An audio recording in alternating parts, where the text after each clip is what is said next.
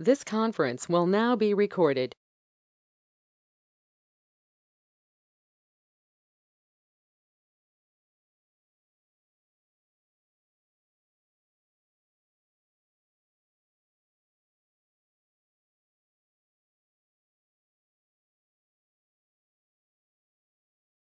There you go. We're on live.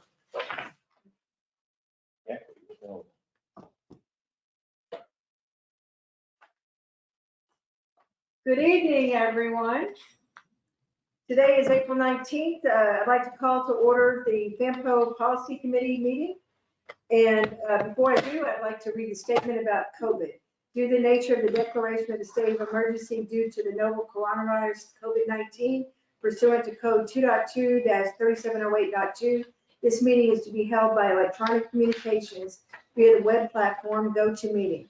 The catastrophic nature of this declared emergency makes it impractical and unsafe to assemble a quorum in a single location, and the purpose of this meeting is to discuss or transact the business statutorily required or necessary to continue operation of the public body.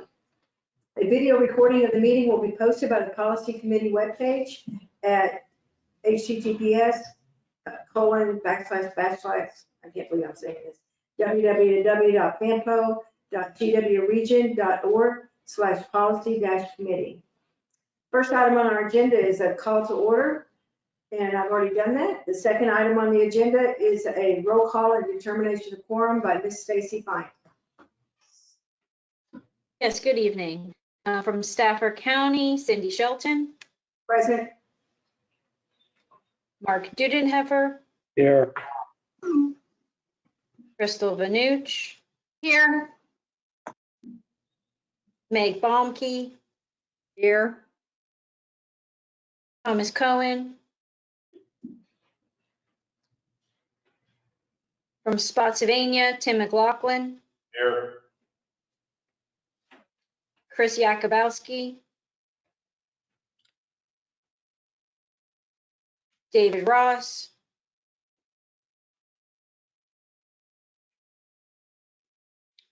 Kevin Marshall,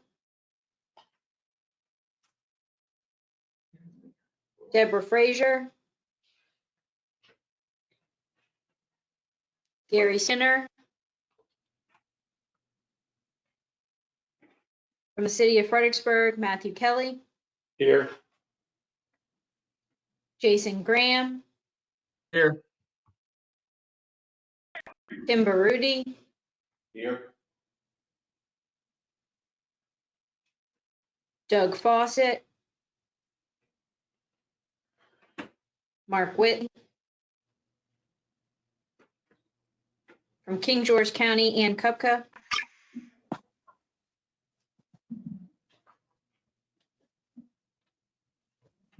Kathy Binder. Here. From Caroline County, Jeffrey Silly,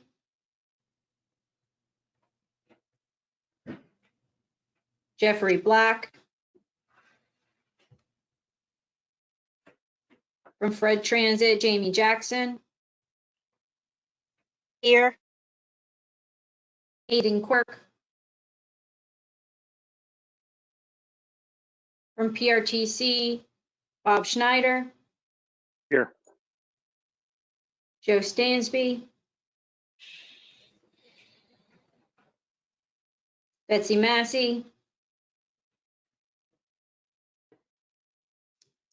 representative from the Secretary of Transportation, Marcy Parker, Here.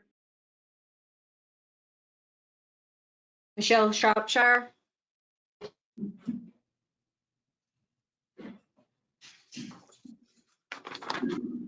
from VDOT, Susan Gardner, Here.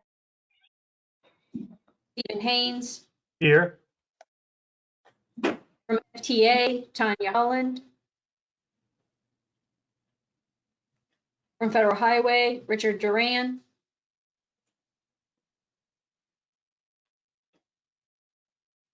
from DRPT, Todd Horsley, Here. Sierra Williams,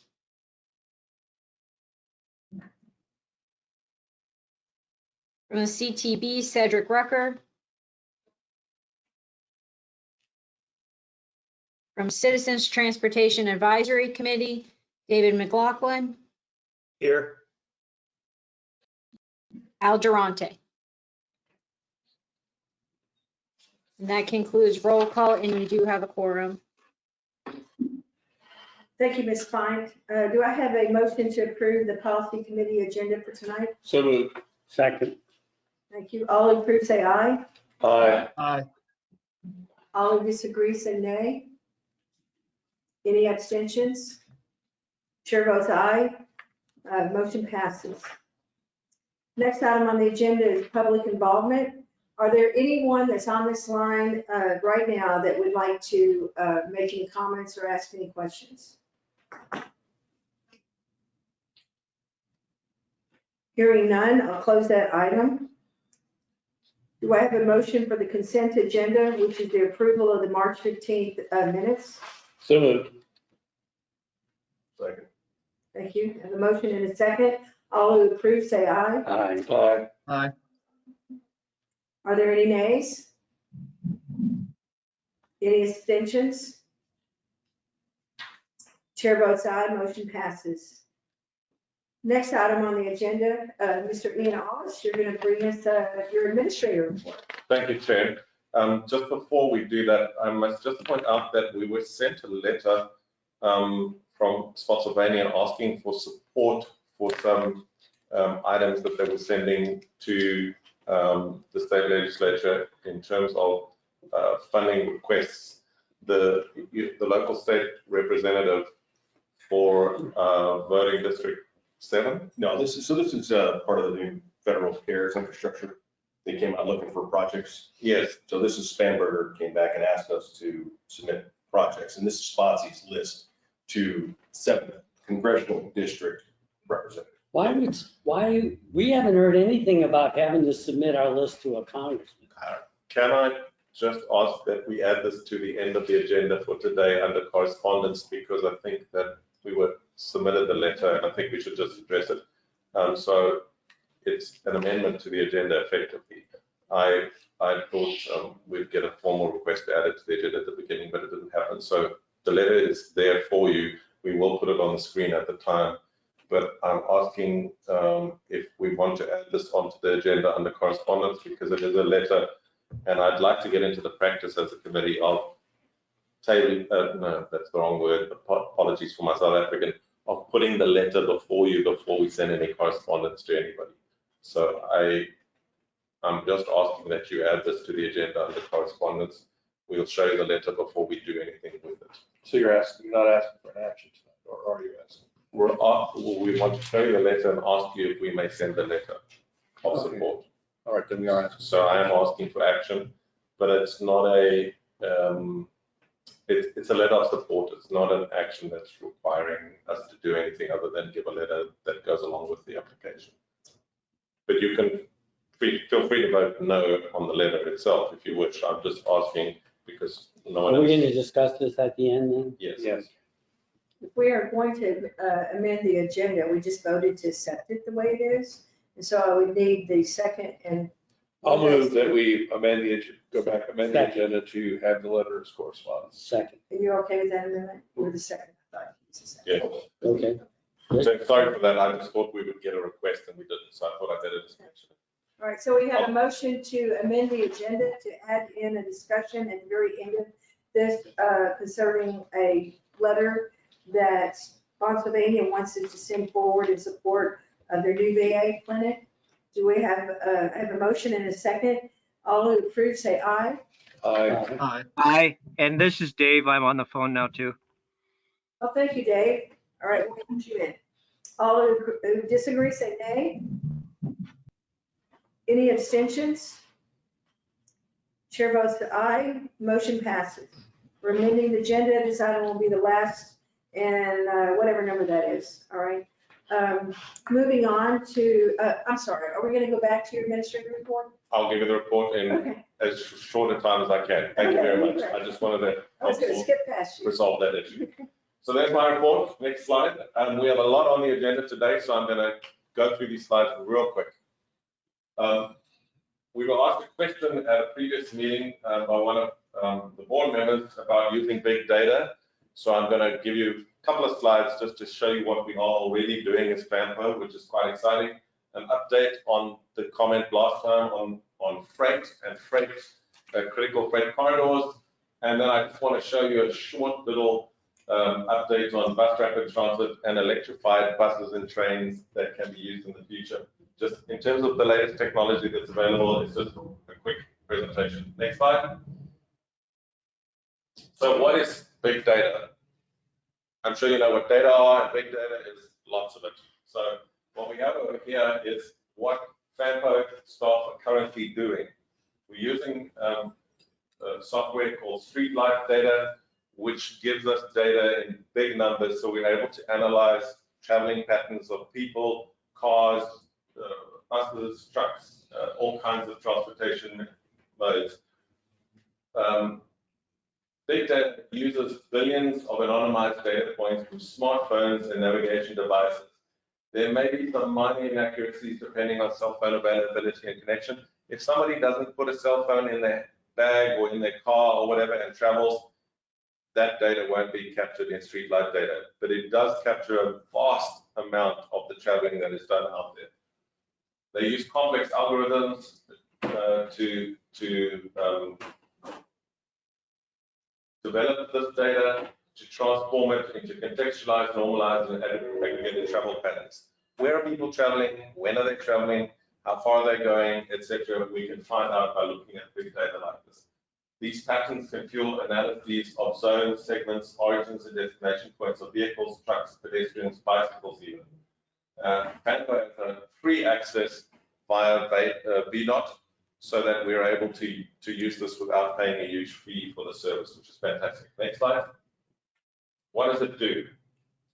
You'll remember when I first started at FAMPO and had my first presentation to you, I showed you that slide and circled some areas where people are living quite far from the main north-south corridors, and I said, let's try and see how that is going to impact travel patterns. So we've had a look at a couple of them. We looked at those that are far from the rail locations that you saw there, to understand movements of vehicles and people, using 24/7 time periods of all vehicle trips in the FAMPO region and surrounding localities for 2019. The reason we're using data for 2019 is because the data for 2020 is all over the place because of COVID. So it's not a good year to use in terms of modeling.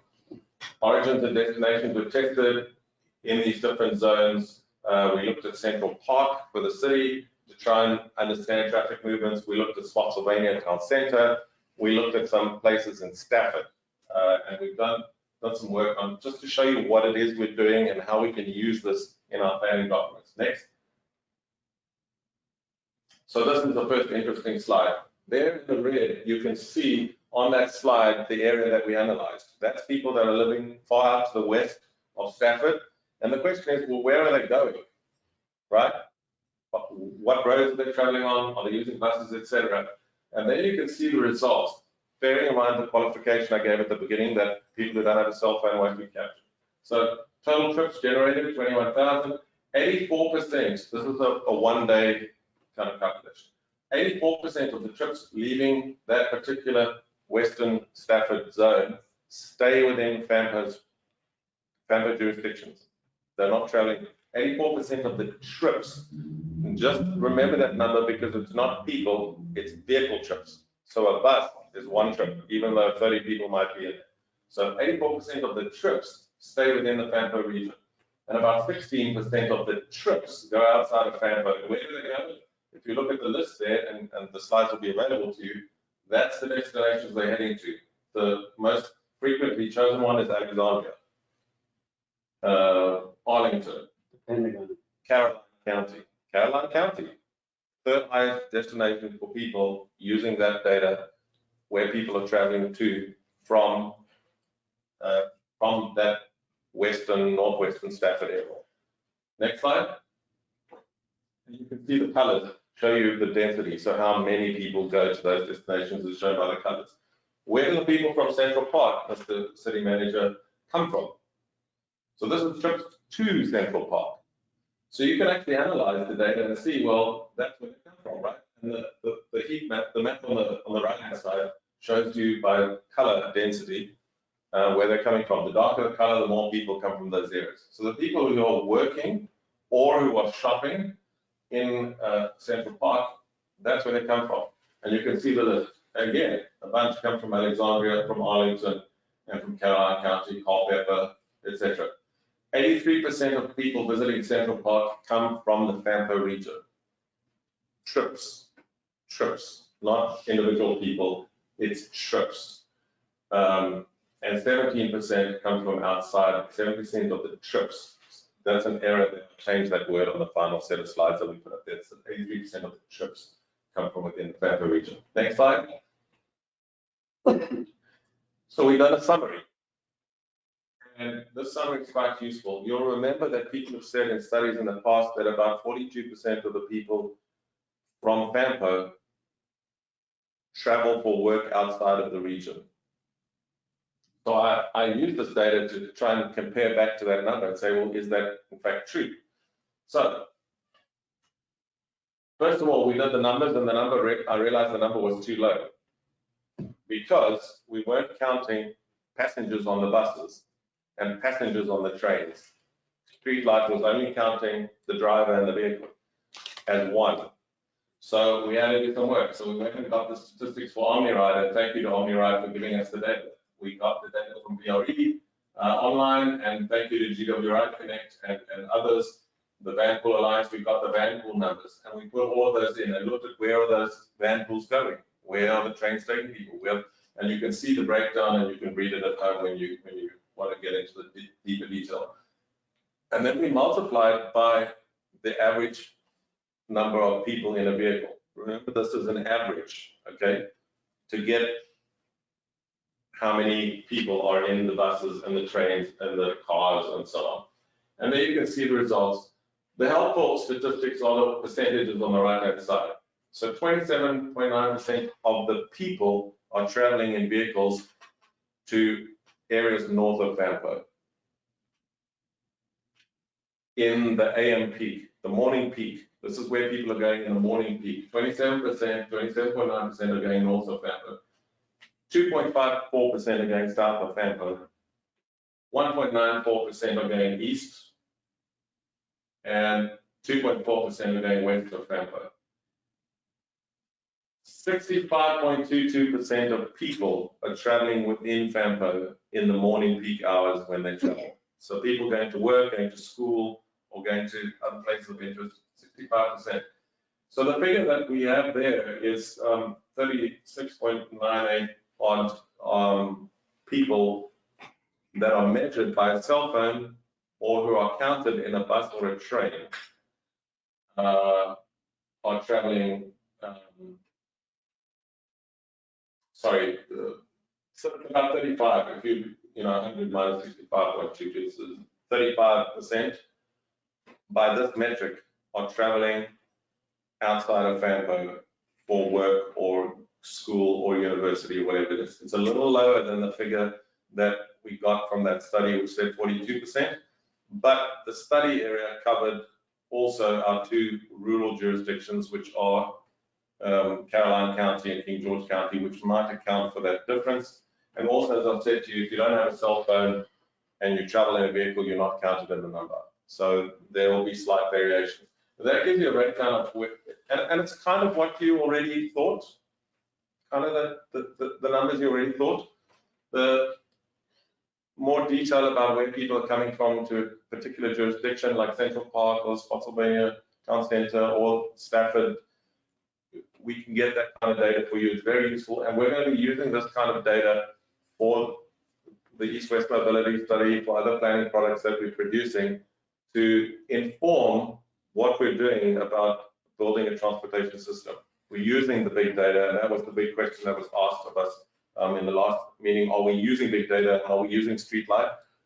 We are, and that's what it looks like when you dig into the data. Just got a question here. You can have the location servers turned off on your phone. Yes. And it doesn't capture that, right? Yes. So you can leave your phone at home, or you can have it turned off in your location service. So people who don't want to be tracked or feel Yes. Big Brother is looking at them, they're not being captured. That's why I said right at the beginning that there are a certain number of people who won't be captured. And I gave the example of leaving your phone at home. It could also be if you turn off all location services on your phone, you also won't be captured. So that is not going to ever be 100% accurate, but that's why I focus on the percentages rather than the individual counts, because presumably the number of people that turn their phones off don't all come from the same locality. They're probably evenly spread across the population. So the percentages are the useful numbers because that tells you generally the trend. Is this the data that is also used for, say, Google to look at traffic? I mean, we should turn them off on North Stafford because we get nothing but red. So Google does collect their own data because they're such an enormous institution. They don't have to rely on Streetlight to do that. Streetlight is a more recent data company. So they don't capture it from the same source. They're capturing it, I think, from the same cell phones and the same apps, etc. But they're not. I don't think Streetlight is sharing their data with Google, for example. They may be, but I would doubt that. I think that they're capturing their own data each independently, but they're using the same type of sources. All right. Okay, two quick questions following up on what Marcus was talking about. One is, did you take into consideration slugging? Because that's a big thing too. And the number of people going up in cars multiplies substantially. 1, 2. And does this take into consideration a person is driving within the region to get to a parking lot, to get on the train to go north? So that's factored in, or? So Streetlight uses algorithms to adjust for some of these things. For example, in the case of slugging, this assessment that we did here, we merely counted the total average number of people per car. It's a simple multiplication thing.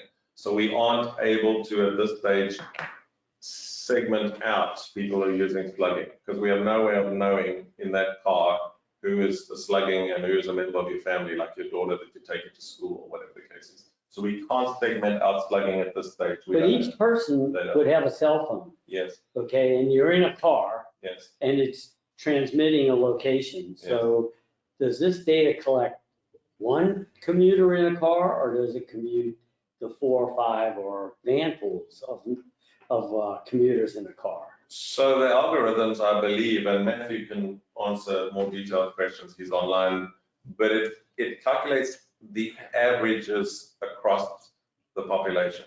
So typically we have used for these calculations 1.3 or whatever it is as the average number of people traveling in a car. And you can that's why I'm saying that these are averages. They're not, you can't separate out the slugging population at the moment from the Streetlight data.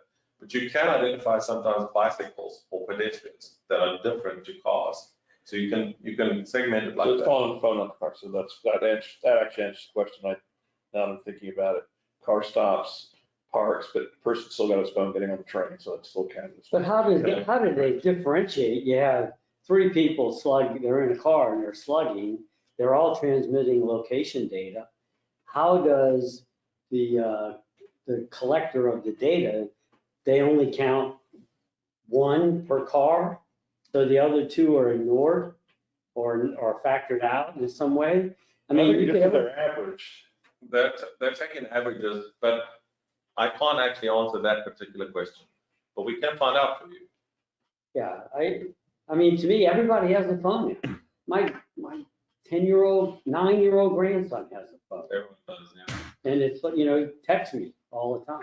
Chair, I don't want to belabor this too much because I know in terms of the rest of your agenda, there's a lot to do. So if you'll allow me, I'll finish the presentation. Okay. Happy to take some more questions at the end if there's time. Next slide. I just wanted to illustrate to you that A, we are using big data. B, this is the kind of results we can get from it. And C, we're using it in our planning projects. So you will see that. I showed you this slide last time. The critical freight corridors identified by the federal government. Next slide. On the 24th of March, OIP announced additional draft critical freight corridors for the state. There's the list that they identified, each jurisdiction, how many miles, and so on. No critical rural or urban freight corridors were identified in their assessment in the FAMBO and GWRC region, additional to the federal ones, okay? They listed those others.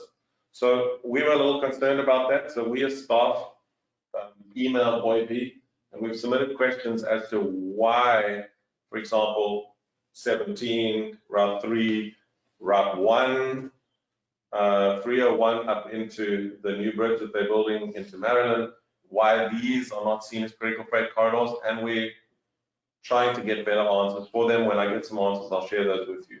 But at this stage, they've identified, you can see there, Northern Virginia and Hampton Roads and other places, but not in our FAMBO region. They haven't, or GWRC, identified any critical freight corridors other than the federal ones, which is the I-95. So we're a little concerned about that. It doesn't directly lead to funding, so it's not that kind of a thing, but certainly it does catch the attention of people making decisions about infrastructure. So next slide. BRT, I've had a couple of questions. What is BRT actually? Bus Rapid Transit System. That's what it stands for. Just a quick slide. It's a bus system that behaves like a train. And by that, we mean it's got a dedicated right of way. It's got a bus lane, which is separated out from traffic. It has an off-board fare collection. You don't fiddle with tickets and money with the bus driver or a kiosk on board the bus. You pay before you get on, so there's no fumbling and that. You have bus priority at key intersections, so traffic lights will sometimes let the bus go first because it's carrying a lot of people. You have platform level boarding, so you do away with stairs, right? You raise the sidewalk slightly so that it's level with the floor of the bus. You can push a wheelchair in easily, or you can walk in easily if you're disabled. And the buses are kept away from parking or idling cars. Those are the elements that make up what a bus rapid transit system is. It's fast and convenient and moves more people than regular buses. Next slide. Richmond's done a really good job of that. Sorry? So Richmond has done a really good job. Yeah, there it is. There it is. I was studying that the last time I was visiting my son. So that's an example. That's the one in Richmond. And that's what it looks like in That's a really good job they did. It's a quick boarding. You get on quickly and the bus goes. You don't faff with things at the boarding of the bus and getting off of the bus. And you can see the bus stop is raised so you can get in quickly on a level platform. So anyone who's disabled, it's a lot quicker to get them in the bus than another system. That's what BRT is. And it's something we should think about in the future. Next slide. Okay, our East-West study. The official title of it is the Interregional Multimodal East-West Mobility Study. That's a big mouthful. We're trying to look at all modes of transportation and look at the future problems we're going to have in the region of congestion and of accessibility. How do you get to the Spotsylvania town center, etc. So phase one will identify multimodal transit, TDM, and related improvements. So that's your buses and your trains and your whatever else goes into that category. Phase two, we're going to look at roadway and bike and pedestrian improvements. And the idea is that I-95, Route 1, and the BRE train system moves everybody north-south. But a lot of the congestion that we're seeing now in the modeling that's being done for the Lrtp is showing congestion east-west. So Route 3 is already chock-a-block and it's going to get worse. And a number of other east-west routes. So that's what the study aims to do. Tomorrow morning, they're going to publish their draft 6-year improvement program. And I have a very good feeling that we're going to get our funding to be able to do the first phase of that study. So we'll let you know after tomorrow whether we've been successful, but I have a very good feeling about that. Next slide. So phase one, the start date will be the 1st of July, subject to that funding approval. Our first stakeholder meeting will be the 1st of August. And just my last point, initially, we're going to take all suggestions for items to include in the study, right? So if any of the board members have got a particular road they want us to study, a particular bus route, a particular congested area that they think we should investigate, we'll take all the suggestions to start with, right? it's no good taking suggestions later on in the process because then you've already done all the analysis and you've looked at the big data and you've done. So at the beginning, I'm going to invite anybody and even the public or members of our 4 committees to come with any suggestions or things that they want us to put in there as particular areas, geographical areas to study. And then we'll go and do the homework and the hard lifting to find out what the right solution is for those things. And then we'll bring the solutions which we'll work through over time. Some of the suggestions might be a bit far-fetched and they'll fall off the plate, but we'll start with, you know, whosoever comes with a project will at least investigate it at a preliminary level and then do some deep digging on the really good project. Next slide. So way forward, the Cmac budgets and Lrtp budgets for this year, many of you may already be aware there's been a big drop in the funding. We are working hard, you'll see in the pack later, to make those projects whole. The census policy presentation we're going to make in a little while. The RFP, the request for proposals for our on-call contracts, it's in your pack, so we're ready to go with that, pending your approval, so we can get a new set of on-call contractors available. All the current ones are stale, you know this already. We've begun work on a broad mobility and accessibility survey, again collecting information to tell us what people think their transportation needs are. And we're searching for funding for a freight movement study. I pointed out what the state is doing, and I think we should be investigating that. And we've started work with Spotsylvania and the city in salvaging as much as we can of the VCR right of way. There are some projects already in the pipeline to get a new bridge done and to extend the trail, and we're looking at continuing work on that. Next. Now I'm going to show you a very short video. This is the latest technology in electrifying buses and trains. One of the problems with buses and electrifying them is that it's a far distance from the next charge. So buses run out of juice, right? And if you turn on the aircon or the heating, the video won't play. The video is on Alstom's website. It played very well on the website. I don't know why we're having a playback issue. So this is for trains, but we've missed the whole middle section of it, unfortunately. The next section is about buses, and you'll see that they build the charging station into the street or into the track. And when the bus or a train stops over this pad, it recharges the batteries in 20 seconds, which is faster than the time it takes to board everybody. There you can see the pads on the street. And as the bus pulls over, the little pad goes down and charges on those contacts. On there you can see the charge, and in 20 seconds to recharge the bus. Now, current bus technology works, but it has limitations of how far you can go before the bus batteries run dead. And on hot and very cold days, when you turn on the heating or the aircon, it runs out of juice. This system developed by Alstom is the world first. And it does away with those problems because every time you get to another stop, you can recharge the bus. Same with the light rail train. You can recharge it at every stop. And guess what that means? You don't need any overhead wires for a tram. You don't need all those unsightly cables anymore. It's all put into the roadway. And you can now use electric buses in a way that you couldn't before. What generates the amount of electric current required to do that? Nuke plant. What? The what? Nuke plant. No, I mean, where do they get the current? So you get the power from the general grid, like you get power for a warehouse that's running machines and equipment. So the cable is put into the roadway. Unfortunately, the full video didn't play there. The first section is missing, but please watch it at home. It's on your, it'll be in the slides, and the slides will be circulated now at the end of the meeting. So please do click on it and watch it at home. It's a great new technology and it's state of the art, right? This is where it's moving to, and you can finally have proper electrified buses, light rail trams, trains, and all that kind of thing with an easy to use technology. And you can do away with the most expensive thing on a light rail train is maintaining the wires. That's all done away with. You don't have to have that anymore. All done away with. Anyway, I'm done with the slide. Thank you very much. Chair, Thank sorry, you. there was a couple of delays there, which I didn't anticipate. No, thank you, Mr. Hollis. Does anybody have any questions or that they'd like to ask Mr. Hollis before we move on? Hearing none. Thank you. I thought that was fascinating. First item on our agenda, on item 7A, is the U.S. Census Bureau proposed changes to urbanized areas. Mr. Hollis? That's me again. We were asked some questions last time about this, producing some more information for you.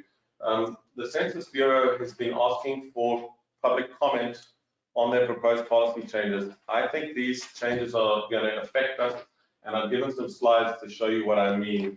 And I'm going to propose that not this meeting, but next meeting, we sign and submit a letter of comment on these proposed changes. It'll be hopefully in your pack next time, but this is just an explanation. So there's a Federal Register notice, which you can look up for yourself. They're changing from the 2010 criteria, which we used the last time. And the key here is they're changing the way they determine an urban area. And that's why it's important for FAMPO, because of a lot of our funding calculations get done on the basis of the urban area and the urbanized area. So pay attention on this, to this issue. So I'm going to show with colored dots whether I think, and this is my opinion, so just bear that in mind, this is my opinion on whether it's positive or negative for FAMPO. The colored dots will show you. Next slide. So the first change is adopting a housing unit density threshold for census plots and changing the thresholds, listen to this carefully, changing the thresholds to qualify urban areas based on a minimum threshold of 4,000 housing units or 10,000 persons. The old standard in 2010 was 2,500 persons. I've given this a green, and the reason I've given this a green is because all FAMPO jurisdictions and GWRC jurisdictions are more than 10,000 persons. So I think that we're fine on this first measure. Next slide. This one, the maximum distance of jumps from 2.5 miles down to 1.5 miles. Now what a jump is if you look at that picture, the gray area is two urbanized areas, one on the right and one on the left. See the gray, white shaded area? The orange is the area between those two. So if you've got a jurisdiction where you've got an urbanized area here and another urbanized area right next door with a gap in between, the practice in the past was to connect those two via that orange. And that orange was then included in the urban area because it connected two urban areas right next door to each other. And what that did was gave you a total calculation for your urban area. What they're proposing to do now is, first of all, reduce the gap. So you can no longer have areas 2.5 miles away from the bulk of your urban area included in the calculation because they're only looking up to 1.5 miles. And secondly, they're no longer including the yellow area. They're going to include these as two separate blocks. And you're not going to get the people living in the yellow area in between anymore. You're only going to get the two blocks. And the two blocks have to be much closer together in order to be included in future. So when they calculate in Fredericksburg or Spotsylvania or Stafford where the urbanized boundary is, or Caroline or King George, they're going to use the new method if it's accepted, and you'll lose any population in the orange area. And if the gap is more than 1.5 miles, you're going to lose the previous number of people that were used to calculate your urban area. So I gave that a red because I think the potential there in some of our jurisdictions is going to be that you thought that your total population was going to grow by 6%. Now it might only grow by 5.5% because they've not included these areas that were included before. Secondly, the second bullet point, they're no longer including the low density hop or jump corridor in the urban area. Okay, so I've covered those. Next slide. That's going to be a really wacky question. What is their rationale for this change? They're saying that they don't need to include these low density areas anymore because they've got much more sophisticated tools now that can very carefully identify and draw funny little boundaries around all sorts of areas that only represent those areas that are truly urban. That's the rationale, is that in the past they've been including these low density areas. We don't need to do that anymore. We've got much more sophisticated tools that can help us to only count the urban areas. So, for instance, okay, North Stafford is connected to the Washington DC.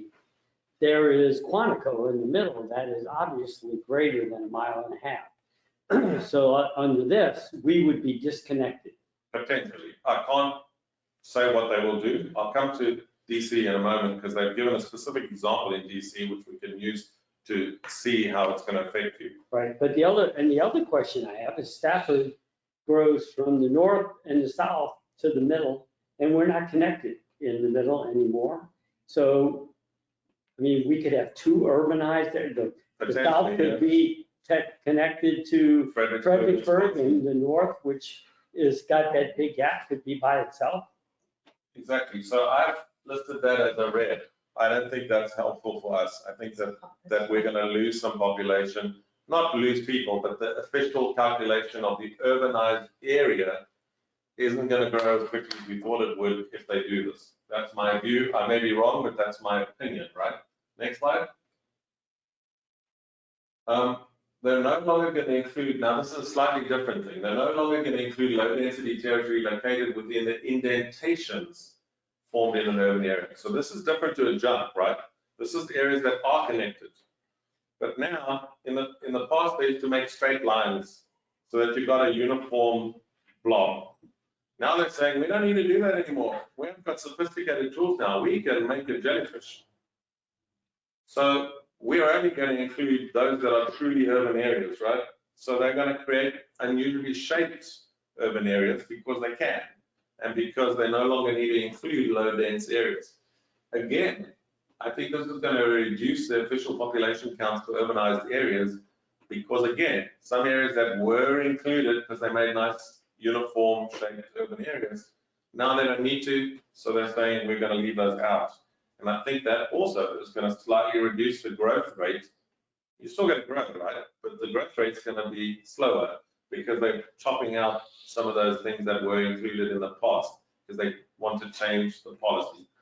There are some, we're part of VAMPO, Virginia grouping, and there are some jurisdictions on the smaller end that are smaller than us that are saying that under the new rules, they've done an example of their MPO area, and under the new rules, they no longer have the minimum number of population to qualify as the MPO anymore. So there are 2 MPOs that technically don't even qualify now because of the new rules.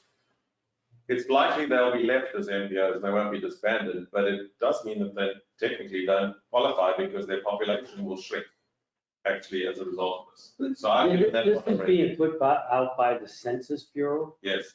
Okay, as proposals. Yes. That's to be approved by Congress. I don't know who approves them, but they are calling for public comment now. And by the 20th of May, which is our proposed date for our next meeting here, they want to receive public comments. So we're proposing to draft public comments, to bring them to you at the next meeting for you to sign. And that night, I will submit them as our comments to and we're asking our jurisdictions, all of our jurisdictions, to consider a similar letter. I won't tell you what to do, it's just a suggestion. But I suggest we do make comments. I do know that other jurisdictions throughout Virginia are making comments on this. It's not the end of the world, but it does mean that your growth rate is going to slow down. And you know what happens when it comes to calculating urban area funding, right? Population matters.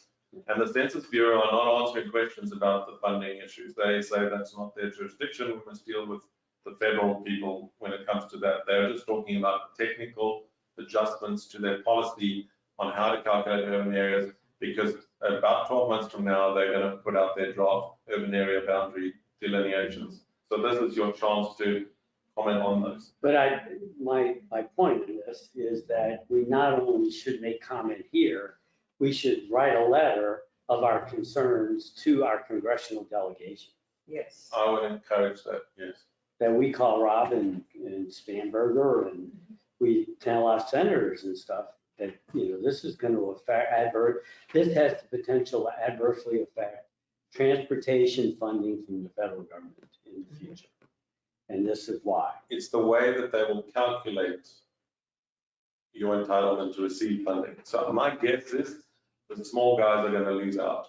That's what I'm guessing is going to happen. Well, what do we consider, would you We're say? sort of medium. We're sort of in the middle. We're halfway between, but as a group, but as individual counties, you may find this problematic. So I'm suggesting that we do raise a concern about this. There are some other modifications which I haven't commented on because they seem to be purely technical administrative ones. So I'm not raising a fuss about everything. But these are the key ones which I think are of some concern. And I think is there one more slide on the census, Adam? Yeah. So this is the DC example, which I told you about. This is the final change, which I think is red. They're splitting large agglomerations of densely settled territory, and they're going to use computer flows and latent algorithms, which is complicated stuff, to determine connections between two areas. It will shift the DC urban area boundaries. And the way that they're going to decide is by counting the commuter flows, right?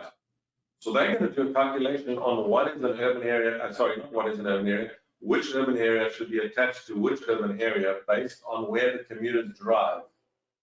Now, you know, we are a highly commuter-focused organization, jurisdiction, right? So our people travel to work a lot, and they're going to use the travel patterns of people to determine which urban area they should mostly be connected to. And here's an example where they're proposing to make a change. It's an exact example on their website and on their presentations, and they're using DC's northern boundary. So I can't show you what will happen to our boundary, but I can show you what will happen on the other side of DC to give an example. You see those two circles? The one on the left is what it is now, basically. I mean, it's where the residents work and where the residents live. And you see that the blue shifts. The blue part inside those circles is different. And they're proposing to shift the northern boundary of DC's urban area further north to include a portion of what is currently attached to Baltimore. So in other words, some of Baltimore's urban area calculation is going to get shifted to the DC metro area. Because they commute south. Because that's where they commute. So they're going to use commuting patterns to determine where you should be. And that may affect, for example, Stafford, right? Or even the city. They're going to say, wait, these people commute to DC. So that's how the Census Bureau will make that designation. Now, of course, the TMA decided separately from the Census Bureau. So that's a slightly different process. However, the founding basis of it is the Census Bureau's drawings, right? And they're going to change that. And that's the case. That's what they actually intend. This is not a hypothetical. This is their actual intention with Baltimore and DC. That the line of DC's boundary for urban areas is currently that black line there. Now they're proposing to move it north because some of those people are commuting obviously to work in DC, and they're using 50% as the number. So if 50% or more of your population commutes somewhere else, they should actually be part of that urban area. That's the thinking. So with our data that we're using now for determining traffic patterns, we should be able to have an advanced knowledge of what that is. They have to be getting their data from a very similar. Yeah, they've got a bunch of sources. If we look at streetlight data, we can tell you that it's currently, not 50% of the population. That's surprising. But that is streetlight data, right? I'm not sure that they're going to use only one data set. They're going to use multiple data sets to come to that conclusion. The study that was done is based on the previous census data, which said about 42%. So we're in somewhere there. I can't tell you the final figure because it's not an exact science, but we're saying maybe 35%. The previous study of census data says 42%, although it included King George and Caroline. So I don't know what the exact perfect number is, but it's somewhere there. They're saying around about 50%. When you get to around about 50%, they should move people in terms of their urban area designation to the other jurisdiction. We don't know where the lines will get drawn right now because we have to wait until they finish. But they're asking us to comment on the policy and we won't know what the results will look like because we can't model. It's very complicated modeling to determine where those lines are going to be, and we can't do that. Most NPOs do not have the internal computer capacity to be able to tell you what's likely to happen. And you expect split jurisdictions in this equation? I don't know. I can't commit to what I think will But happen possible. practically. It's possible. If you approach the 50% traffic, they will do what they're proposing to do there with Baltimore, shift the urban boundary further out, depending on where 50% of the population are commuting to. I represent North Stafford, so it almost looks like they'll hypothetically, treat North Stafford like it's an independent city. And that would it have to have its own MPO if it created? At the moment, no, because what the decision to form a TMA is not exactly one-for-one tied with this, right? They do a first decision about what consists of an urbanized area, where the urbanized boundaries are. There is a latent process to determine what is a transportation management area. That's not the Census Bureau's decision, right? That's a transportation authority decision. So it's not quite the same thing. However, you base the transportation authority decisions on census data. So it's not the same thing, but there is an influence, and I can't tell you what the consequences will be at this stage. There may be somebody from one of the federal authorities online and maybe able to comment on that better than I can. So, Mr. Officer, you're going to be working with all of our staff to put together your comments and Yes. to bring back. So I've already started. We're working on a draft letter, and we're going to workshop it among staff again to improve it. It's just very rough at this stage, but I'm asking your encouragement or discouragement from drafting such proposals to comment on these items that I've mentioned here. We'll work the comments on what I've shown Are you. you talking to the city and county's transportation staffs on this? So Paul from Spotsylvania has already asked me for a copy of the draft letter. People from King George have asked me if I can share these slides with them so that they can use them as well to work on their own process.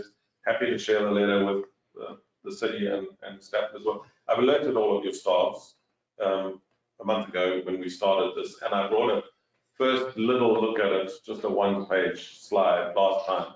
But there seems to be some things we should comment on, so I've expanded it now, and we're drafting a letter. Is there a timeline? Have they presented a timeline on when we should see this? 20th of May, you have to get your submissions in. So we've got a month.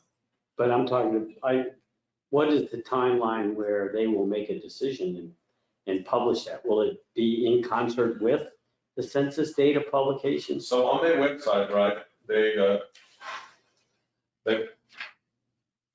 published their proposed criteria, which is what they've done in the Federal Register, and the link is there on the slide.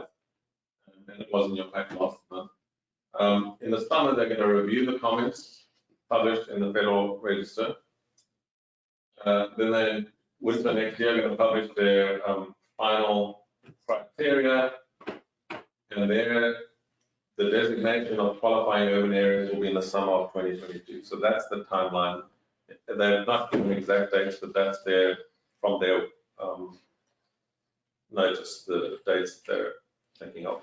Yeah, it's close to the same. Tracking the same time.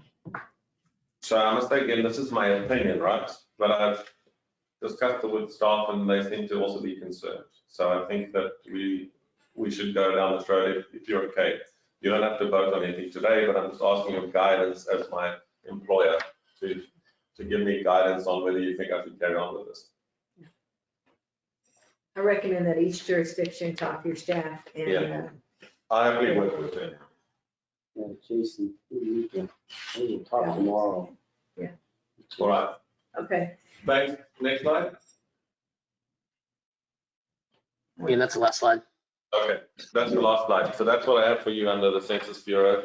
and we'll carry on drafting a letter. We'll present it to you for your signature at the next meeting, if that's okay. We'll also share it with all of our jurisdictions. Feel free to amend it. You don't have to agree with me. I'm just giving you. And you're recommending that we consider individually county, city to make a statement Yes. in this. If we have any others, but certainly the ones that you're addressing. Feel free to add, change, remove, whatever you feel is appropriate for your jurisdiction. I just think we shouldn't ignore it because it's going to affect, I believe, and again, there's some federal authorities online, they may not agree with me, but I believe it's going to, in the long run, affect your calculations for funding. That's what I believe, but I can be proved wrong if somebody feels differently. I don't know, Chair, if there's anybody online who wants to make a comment, but that's my viewpoint. Okay. Okay, thanks, Over to you. Mr. Okay, next item on the agenda is approval of the RFP for the on-call consultants. Again, this is you, Mr. Ross. Yes, I don't need to do much talking. You know what this is all about. I don't want to waste your time, telling you how to reinvent the orange. It's the RFP document is in your pack. It's been workshopped. VDOT has given us corrections, which we've done. The attorneys have given us corrections, which we've done with all of our staff, and we've asked the staff at GWRC to also look at it because they need to sign the contracts ultimately. And we've included all those amendments. They're all happy with it, and we're asking for action tonight for you to give us permission to go out and advertise the RFP so that we can get bids from companies on their proposals to offer us services in the future. Remember, we're not contracting for actual dollar amounts. We're creating on-call contracts with contractors so that in future we can give them task orders with dollar amounts attached. So there's no actual dollar amounts involved here. It's creating the contracts which will allow us in the future to use their services. And you've got it, the entire documents in your pack. And we can show it to you online if you have any questions. Madam Chair, so moved. Thank you. Second. Have a motion and a second. Any discussion? Seeing none, all who approve say aye. Aye. All who do not agree say nay. Any abstentions? Chair votes aye, motion passes. Thank you, sir.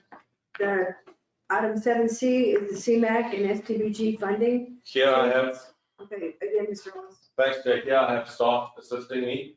So I'll just start off the presentation, and then we have a number of staff who will help me with the project scoring, the draft allocations, and so on. So, we initiated the call for projects. We were notified by VDOT that the funding available in this 5-year period is going to be cut by $2.7 million, and that left us with a big hole.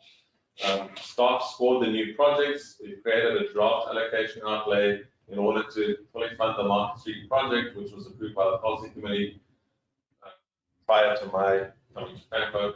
We allocated funds to the projects that were eligible, and we had to then shift funding around to try and make those projects whole. What you'll see just now is that what we've done is created a draft budget.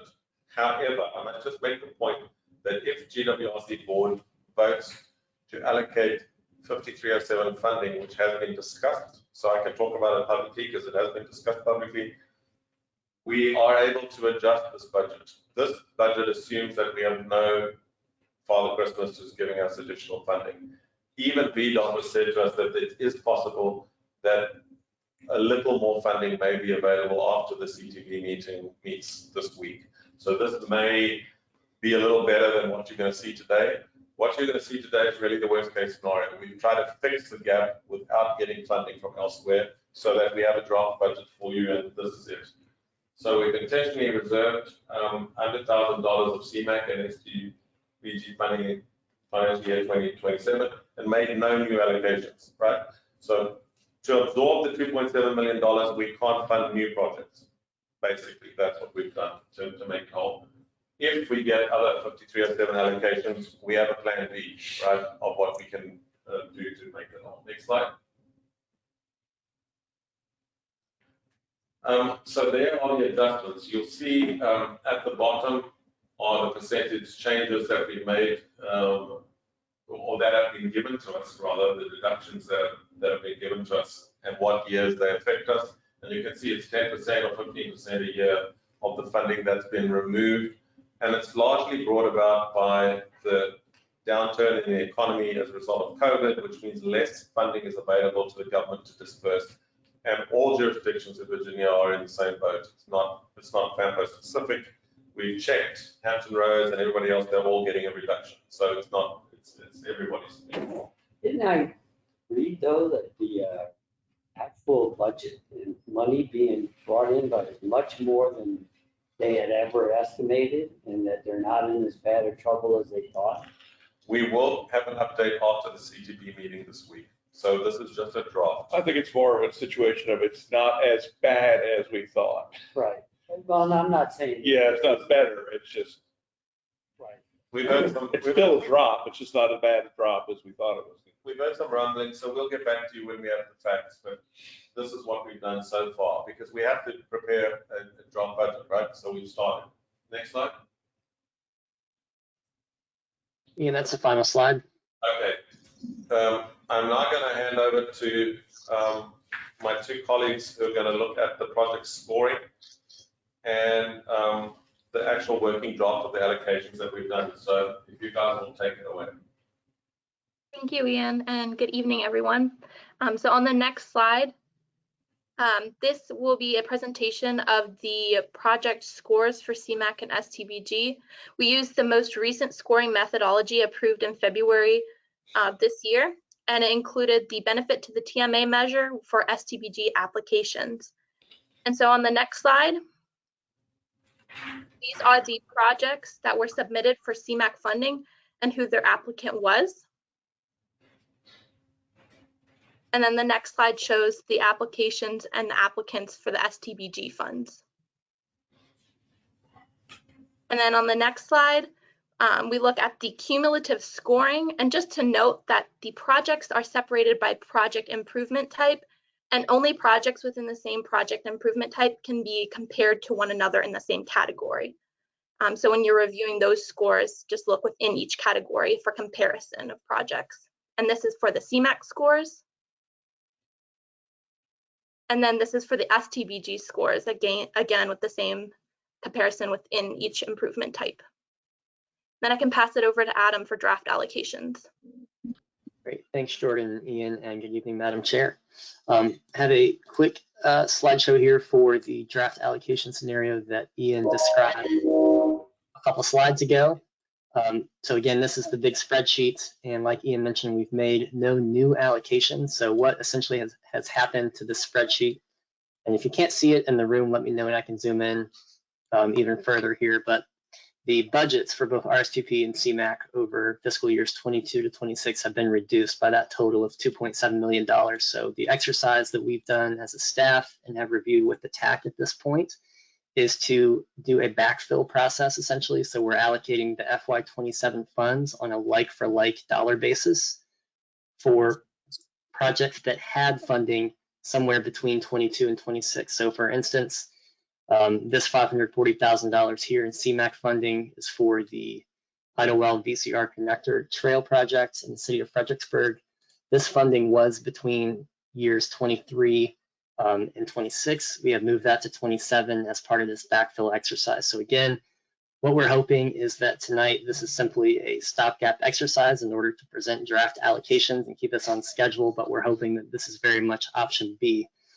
So we're hoping that not only the budgets may increase if we receive word from VDOT over the next few weeks, but also, like Ian said, we do have potential 5307 allocations, which would free up Cmac funding for competitive reallocation. So the final point that I'll make, again, just to reiterate what Ian said, is that we have not made any new funding allocations with this draft to the projects that were submitted for the call for projects. We have intentionally left about $100,000 in each funding program to keep as a reserve at this point. So we're happy to take any questions regarding anything Cmac or Stbg.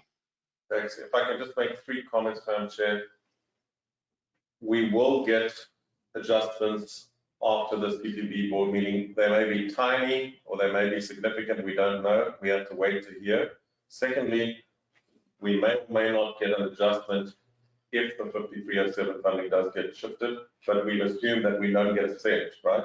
And the third thing is, VDOT were pains to point out to us that based on the economy recovering, they're assuming, or hoping, I should say not assuming, they're hoping that in the next financial year, next year, this time, they will get a bigger allocation and we can then put the money back onto the projects in years 24 and 25 and 26 that we've just moved off. So the fact that we pushed the money out, they're hopeful that should the economy rebound, as we all hope, that we'll be able to shift all the money back to the existing projects. And we do know where the money was, so we can shift it back onto those projects next year if we get that funding back. So I'm done. Any more discussion? Because I have a question for you. Yes. Looking, last year I understood that what we did is or maybe it was the year before, or last year was such a waste, is that didn't we, instead of allocating it, didn't we just put a single line of allocation for regionally significant projects in RSP? Didn't we do that? I wasn't here when you might have discussed that. So I'm going to defer to other colleagues. Adam, can you remember if such a thing was done? I don't recall. I wasn't exactly even here. Sure, I can speak to the process last year, and Ms. Shelton, what I can do is pull up the current allocations, which reflect what was done last year. So what the policy committee decided around this time last year was for each jurisdiction to submit one project for consideration of funding. So this is when the city submitted the Idlewild VCR Conductor Trail, Stafford submitted the Onville Road improvements, and then Spotsylvania submitted the Route 208 and Lafayette Boulevard intersection improvements. And those were the three projects that we considered sort of the round 4 smart scale projects that we were going to put the leverage funding on. So those were the only 3 projects during the call for projects process last year that we allocated new funding to. The year before that, I can't speak to, but we did. It is certainly a possibility this year for the committee to put funding on that line item, the regionally significant projects, or just simply leave it in the balance entry. It does not have to be allocated. If we get funding, because we currently don't have it. It just seems like it's so ambiguous right now. We have so many changes, and if Ms. Parker would say whether we could or not, but would it make sense to, because I really think we did, I'm sorry that you don't remember it, but Marcy would know, that they allowed us to go ahead and at least allocate the money so it's there, and then we knew what the amount was, and then we could go and change it later to whatever that scoring methodology worked out to be. Is that correct, Ms. Parker? Is Marcy Parker online, and does she recall, or can she give us guidance?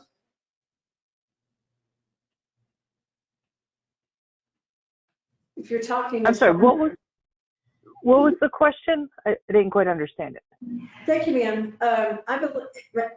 I remember that we had at one time, because we hadn't decided what we were going to do with all of our different funding, and we were going through the scoring methodology before last year occurred and all the hassles with that. But I thought that what we had done was created a category, regionally significant projects, put all the money into that bucket, and then reallocated it later.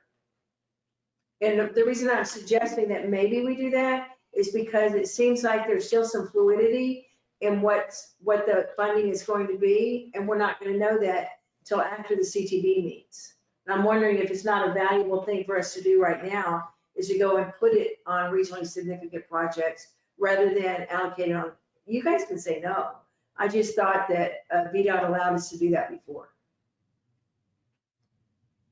Yeah, I'd have to defer to Susan for that. Oh, okay. Thank you. Should have asked. Hi, it's Susan. Yes, y'all were able to put regional significant money on the regional significant line item, and then at your UPWP, you put in there what you planned on using the funds for. So that's, but later on, y'all decided to move the money out of that line item down onto projects. Okay. So Madam Chair, just to be clear, we can do that. However, let's just remember there's no money to allocate yet.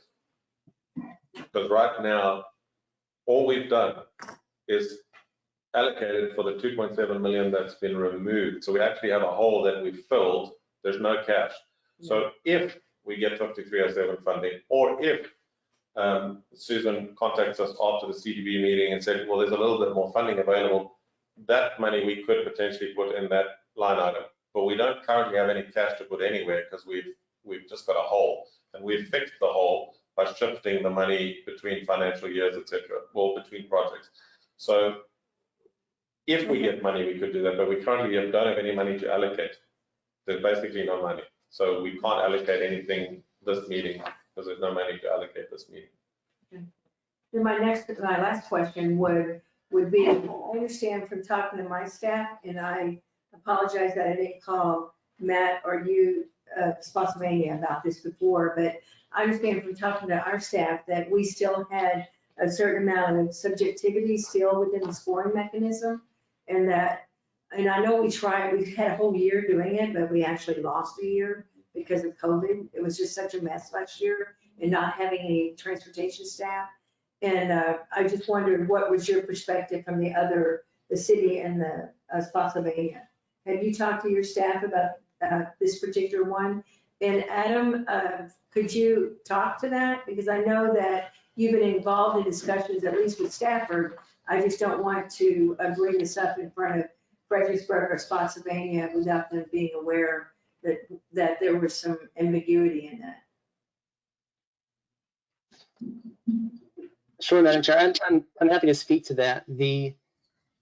Kind of going back to last June and July, I think that we as a staff identified the need to update how we allocate the Cmac and Stbg funds. And at that point, we were going to go ahead and move forward with an overhaul of the process. And I think that a lot of our TAC members at the time wanted to slow that down a little bit until we got a new FAMPO administrator, which we understood. I think given the time intensity of the smart scale process, I think that was delayed really until about October, November, that time frame. And so we decided at that point, the TAC collectively decided to focus solely on the update to the benefit to the TMA measure. So that's what we worked on pretty much exclusively from December to the end of January, and that's what the policy committee approved. That's sort of a stopgap update to the overall methodology until we can do a more comprehensive overhaul of the process. So we certainly can appreciate and we recognize the need to have more clear and transparent scoring metrics, and that's exactly what we're trying to do with the Lrtp process that you're going to hear about in a minute. But we are bound by the limitations of the existing scoring that we have, and that does have some more qualitative, subjective measures. Okay, thank you. So we have the existing Cmac process, which was approved years ago. Yeah. Plus this additional package of benefit to the TMA, which was approved by you all recently. And we're using that combined scoring methodology, which is what we have. That's the approved FAMPO policy currently, and we've used that to score all the projects. So that's where we are now. Yeah. We are suggesting as a start, I think, that next year we do a complete overhaul of this thing. Also, by then we may have some of these Census Bureau and urbanized area formulas sorted out, right? So that would be a good time to rewrite the whole thing. I won't belabor you guys. I'm really looking forward to seeing that done. I'm happy to work on it. Yeah. Any more discussion on the funding? We don't have an action item on that, correct? No, don't need to do anything about it tonight. All right. Item D is the 2050 Lrtp update. Thank you. We'll get straight into it. So this methodology, everything that I'm going to say now you've seen before, right? So I'm going to keep it short because you've seen this twice. This is the third time now. But tonight we need you to make a decision on this part. There is a second part which Adam will present straight after that, which is to the question of how do we deal with the cost aspect of it, which you're not being asked to vote on tonight, but we are going to show you our initial work on that. So we only need you to evaluate and vote on what you've seen before, and which I'm going to just show you in very brief tonight. So the evaluation measures, summary, the approval of the evaluation methods, measures, I beg your pardon, and incorporation of the project cost effectiveness in the prioritization process is going to not be asked of you to vote on it tonight. Those are the breakdowns. You've seen this twice. This is the third time you've seen this. We've kept those measures exactly as they are. Next slide. These are all, by the way, just to clarify, these are all roadway scoring methods. That's all we're asking you to vote on tonight is roadway scoring methods. These are each one of the indicators. You've seen all these indicators before. The TAC has been through this several times, gone through each one of these measures several times. We've shown you the weighting, the overall weight in the whole project for each of these line items. And it's been in your pack twice. So we're asking you to approve just the prioritization scoring for the roadway methodologies tonight. So that's what we're asking you to approve, and only that. We will ask Adam to show you what we're doing in terms of measuring costs and the benefit and how we're going to deal with that. And then we're going to show you the draft transit and the draft bike and ped plans, which you do not need to vote on tonight. It's for information purposes. The TAC is working on it. We're going to go back to the TAC on the second two. And then, Adam, could you go to the next slide? Okay, that shows you the whole process in one slide. So the red one, the roadway measures, is what I'm asking you to support tonight. The transit TDM measures are for a first draft. You don't need to vote on them tonight. Active transportation bike and ped, you do not need to vote on tonight, but it's in your pack because we've done the work. And then the very bottom one, the Lrtp scoring methodology document, brings all of them together in one document and shows you how we're going to deal with costs. You will only get that next month because that document hasn't been drafted yet. So I'm only asking you to vote on that roadway measures, which you've seen 3 times. And with the TAC has seen, I think, at McConnell also 3 times. The other 3 items in that graph you will get in your pack next time, and then you can take the whole lot together and decide whether you want to support it. So I'm only asking you for that first part to take action tonight. Thank you, Mr. Hollis. We have seen it quite a few times. Do I have a motion to approve? So moved. Second. Thank you. I have a motion and second. Any discussion? Hearing none, all who say approve, say aye. Aye. Aye. Do not approve, say nay. Any abstentions? Chair votes aye. Motion passes. Thank you, sir. Thank you Moving very on much, to Jen. Can we now just show you the B, which is the 2 new ones? These are for information purposes. We'll ask you to vote next time. So if I can hand up to the staff, they'll quickly run through them so that you can see what we're working on with the TAC. Thanks, Ian. Just briefly, to speak to the score methodology document, we did want to introduce a discussion that we had at the TAC workshop on March 19th, which was out of some of the questions that the policy committee members asked in the March meeting. So just wanted to quickly summarize part of this discussion about how we're going to factor in cost effectiveness into the prioritization process. So the initial projects that we present to the committees will come out of the scoring measures that you just approved. And what we talked about as a way to incorporate cost or cost effectiveness into that process is to take a look on the back end so that when we present the recommended projects for the constrained list, it would have a sort of soft measure, if you will, or another lens through which to see the projects. And so that process will be defined in full with the methodology document that you'll see next month, as Ian indicated.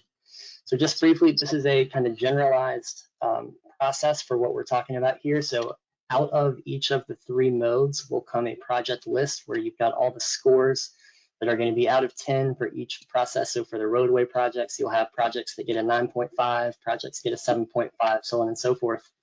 And then we have to fit that into a fiscal constraint number. So we're working on what those numbers are going to be with the state and with our planning partners. And so we have to make sure that all the projects at the cost estimate that they are at today fit within that fiscal constraint figure.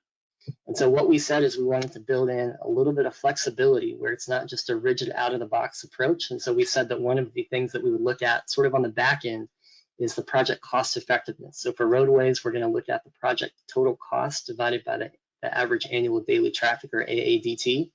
So what we can do is we can identify applicable exceptions to the rule. So if there's a project that's a very low cost and it's very cost effective, so that means it has a low cost, but it's going to impact a high number of users. We want to identify those to see if we should move that up into the fiscally constrained list. So after we do that assessment, what that would look like is this. There's a couple projects that if they're sort of right on that cutoff line, they're not cost effective, the score was not overwhelmingly great, it might fall below that threshold. But if there's projects that are very low cost and have a very large impact, we want to make sure that we get those into the constrained list. So it's not a hard and fast, rigid rule that we're looking to implement. This is just a sort of secondary lens through which we want to look at the projects that we bring to you guys for approval later this summer. So I'm happy to take any questions on that, but again, we just wanted to introduce this concept tonight in light of the discussion that was had last month. Got a question, Madam Chair. Mr. Graham. Thank you. Adam, can you go back one slide real quick? The project cost effectiveness column, using average annual daily traffic, does that mean that that would not be considered in the initial prioritization process? We do look at traffic counts. We do look at volume to capacity ratio and level of service. So that is factored in, but we don't lump that in with the project's cost. We want to use the scoring measures to let a project stand on its own just based on merit. And then on the back end, it's just to identify exceptions, look at cost effectiveness. Sure, no, that makes sense. Okay, I just wanted to make sure that there was some sort of benefit for projects that would have a larger reach or a larger impact on traffic flow than others. But that is still happening initially, correct? Yes, very much. Okay. Any other questions? All right, thank you. Nick? Now this is the TDM and the bike ped. All right, awesome. Thank you, Ian. I am going to take it away here. Adam, if you want to jump to the next slide. So today we're going to go through the transit TDM scoring measures as well as the active transportation scoring measures, which Carrie will take away about halfway through this presentation. So of course the scoring measures, the proof of concept, and the next steps. So again, this is just a draft. We're not looking for approval today or anything. We'll be presenting it again next month through our TAC and our other committees and policy committee. So for transit TDM, we tried to keep the weighting here exactly the same as our roadway measures. So all these weightings are the same as you've previously seen with the same categories. Next slide. Though, of course, there are some changes to make the projects fit more into a transit scope. So for instance, you'll notice changes under safety as well as congestion mitigation. So for safety, how much safer will individuals be with the project? More so just a set number of what types of projects might be more safe. And then second, with congestion, additional people expected to be transported via the project. So out of 10, just what could be the potential ridership of the project that the project could affect. And then again, traffic congestion, similar to roadway. Next slide.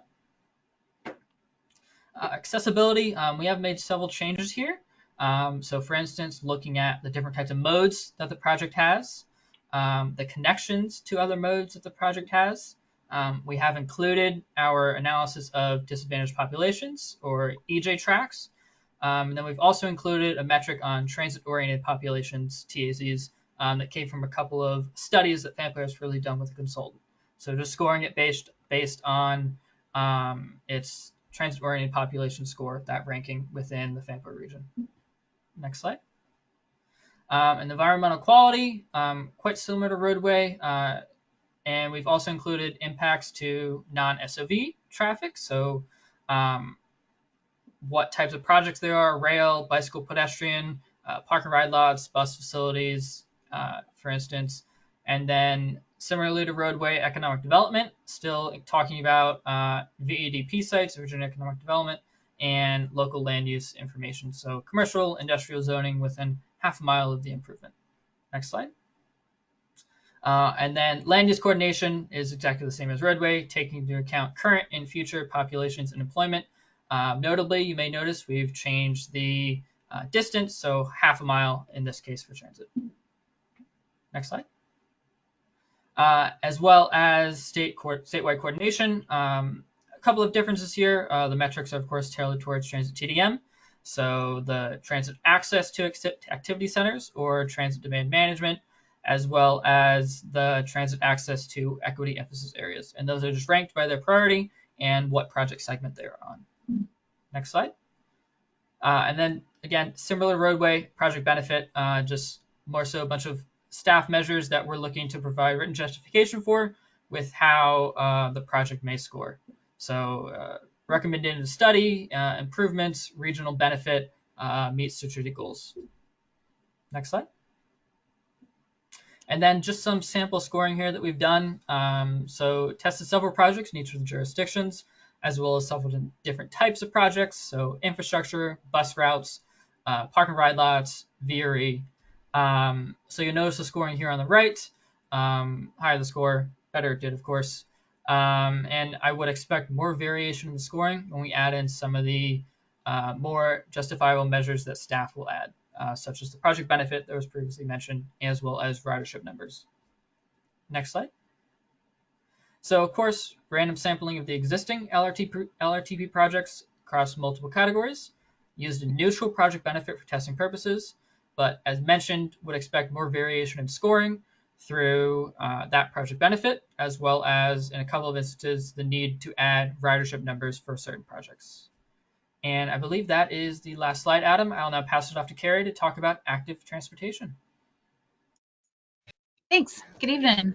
So active transportation likewise follows the 6 SMART scale scoring factors, but changes the weights so they're more appropriate for bike and pedestrian. Safety is much higher at 25%, and everything else is 5% except for accessibility. There are 2 more factors to match the other modes. Statewide coordination is 10%, and project benefit is 30%. Next slide. So safety is made up of 4. I'm sorry? Oh, no, if I said something, I apologize. Okay, no worries. Separation is made up of 4 sub-factors. I'm sorry, safety is made up of 4 sub-factors. Separation, crashes, barriers and connections, and the pedestrian safety action plan corridors, which will be explained on the next slide. Next slide, Adam. So the Virginia Department of Transportation has a methodology for prioritizing corridors and locations for pedestrian improvements throughout the state, and that's their pedestrian safety action plan. They have priority locations ranked 1 to 3, and that is one of our scoring criteria. Next slide, please. This accounts for systemic risk via high, medium, and low scoring factors, using such things as AADT, the presence of zero vehicle households, transit access, roadway geometry, and crash history. Next slide. So here's an example of a Psop corridor in Fredericksburg. This is done for all the jurisdictions in Virginia, based on demand for infrastructure and the risk. Next slide. Congestion mitigation at 5%. We did something a little different for this one. We just simply said, does the project increase biking and walking as transportation rather than just as recreation? Next slide. Accessibility. Can you get to an activity center and how many? Does it connect to other multimodal choices? And does it serve disadvantaged populations? Next slide. Economic development at 5%. How many Virginia Economic Development Partnership sites are near the location? And local land use, how total square mileage of commercial and industrial zoning near the project? Next slide. Land use coordination, that speaks to current jobs and population and the future of jobs and population in the area. Next slide. Statewide coordination is 10%, so we have VTrans needs, number 1 and number 2. Does it meet a VTrans need? And what is the tier of the prioritized VTrans need? And this is our way of making sure that we are coordinating properly with the state's stated needs. Next slide. So this is an example of the VTrans priority corridors, ranked 1 through 3. Next slide. And then there's the project benefit. Was it recommended in a study, and how well does it align with those recommendations? Does it achieve what it's trying to achieve? What is the improvement impact? Does it have special project features? Is there a regional benefit to the project? That would be like, is a large project that helps connect intra-regionally? Does it meet the strategic goals of the LRTP? Does it align with the objectives? So this is an area where we can get a little more qualitative with the projects. So next slide. So this is just a layout of all of the measures and how they rank. You can see the name, the description, and the overall weight and the measure weight, and how we score them. And then I will hand it over to Matthew. He went and ran this on a bunch of test projects to see how they scored. Thank you. So again, similar to transit and roadway, how we tested projects, a bunch of different variations among the jurisdictions and types of projects. So bicycle paths, shared use paths, sidewalks, larger projects, smaller projects, really anything and everything that we had on our Lrtp list. So again, on the right side here, the darker green, the larger number, the better the project scored. And then on the bottom, the lower number, the lower the project scored. And across the top, of course, you'll see all of the scoring categories. So again, one of the things you'll notice, we will definitely see more project variation or score variation among the projects as we add in some of the other measures that were left at a neutral score. Yeah, as Adam is highlighting under project benefit. And again, if anybody has any questions, we're happy to answer them. And our emails are there for any comments or questions. Madam Chair. Please, go ahead, Jason. Thank you. Question on the transit TDM. Yes. Are we able to leverage our I can't remember the name now, but our big data solution to try to estimate what some of those benefits may be, maybe in a more quantitative fashion by, replacing trips and vehicles with transit, depending on the solution or the proposed project? So it is something that I did look into.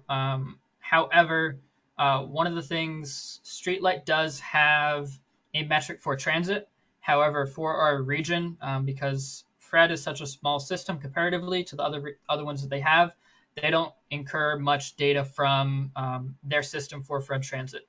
However, there could potentially be the opportunity in the future to add that if they have more data on Fred.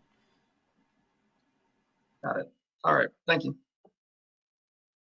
We're not asking for action on this item, but we do invite policy committee members and staff members of the jurisdiction to send us questions, suggestions for improvement, and anything else, because we're now going to re-go over it again with a TAC and make adjustments where necessary. Well, thank you very much. I look forward to seeing that. Next item on the agenda is our draft LRTP. Thanks, Chair. The next 5 items are all items where I believe we're asking for a resolution to go out for public comment. So we'll go through them as quickly as we can. And in each case, the request is just for your approval to go out for public comment on each of these items. And then at the next meeting, you will decide whether or not to accept them based on public comment or whatever else. So the first one is our 2025 Llcp Amendment.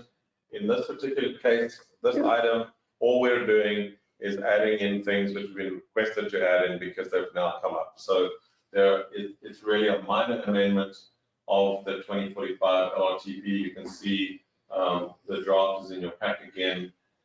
It's an administrative matter. It's not, we're not introducing anything that hasn't already been approved by federal or state body or ourselves. Understand.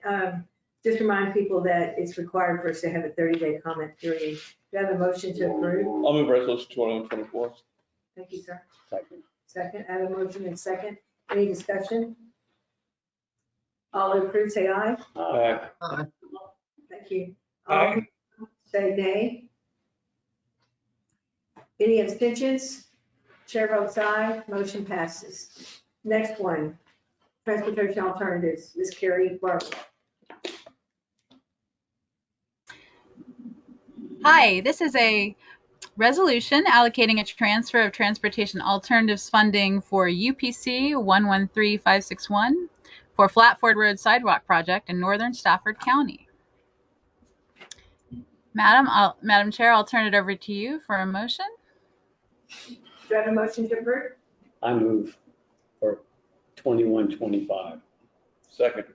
Thank you. I have a motion and a second. Any discussion? All agree, say aye. Aye. Any opposed? Any abstentions? Chair votes aye. Resolution 2125 passes. Next item on the agenda is the TIP, Resolution 2126. Thank you, Madam Chair.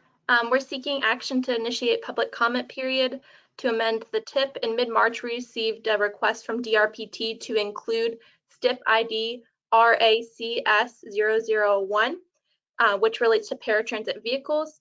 This project will receive federal funding and does not require a local match. Additionally, this project is exempt from air quality conformity. Since this project is new to the TIP, it needs to undergo a 30-day public comment period. And and with no adverse public comments, we will seek approval next month. Thank you, ma'am. Do I have a motion? Madam Chair, I move 2126. Thank you, sir. Second. Thank you. Any discussion? Hearing none, all approve, say aye. Aye. Any Aye. opposed? Thank you. Any opposed? Chair votes aye. Resolution 2126 passes. Thank you. Next item on the agenda is the FY22 UPWP. Mr. Hollis. Thank you, Madam Chair. As you know, every year we have to have a UPWP, which contains all the work that we plan to do in the forthcoming financial year. You've got the draft document in your pack. If Adam can just pull it up for you. It's going to be in draft form now. We may, of course, get minor tweaks after the CGB meeting as well, because there may be a decision on the funding, for example, for the East-West Mobility Study and so on. But the draft is in your pack, and we do need to go out for public comment as well. So I'm not going to read through this whole thing. It will keep you here all night. I'm sure you've got it in your pack. You've had opportunity to read it. We're asking for permission to go out for public comment. Move 2127. Second. Again, a motion and a second. Any discussion? All who approve, say aye. Aye. Aye. Are there any nays? Any abstentions? Chair votes aye. Resolution 2127 passes. Moving on to the next item, Resolution 2128 on the Community Engagement and Equity Plan. Ms. Stacy Fine. Yeah, so let me just give you a little background on this, because this is definitely the first time that this committee has heard the phrase Community Engagement and Equity Plan. And what it is, it's one master document that satisfies federal requirements to have a public participation plan and a Title VI plan. And those are two documents that you should be familiar with. FAMPO currently has both of those, and we're creating a new master plan which will allow us to update the public participation plan as well as the Title VI plan in one go. So what you have in your packet today was developed in part with the help of 20+ focus group members, many of whom represented underserved community groups such as social services workers and people from MICA. And they really helped us develop the strategies that are contained in this plan. And Adam, if you scroll to page 2 on the PDF, we've got a vision statement developed here at the top. And then Adam, if you scroll to page 26, we have a list of goals for community engagement. Give me a second to get there. You see the 3 goals there. And so you're going to have plenty of time to get familiar with this document. I'll be giving a full presentation of it at your May meeting. So between now and May, you can take a glance at it and get familiar and gather your thoughts and any questions. There will also be a public hearing at your May meeting on this, but you won't be voting on this until your June meeting. So again, lots of time to review. One thing that I do want to point out is that you will notice that the demographic data and maps are missing from the appendix, and this is actually on purpose. We don't want to actually implement this plan until we have the new census data to fill out our demographic data on the region, because we rely on that to conduct strategic community outreach. So that's not missing on accident, that's on purpose.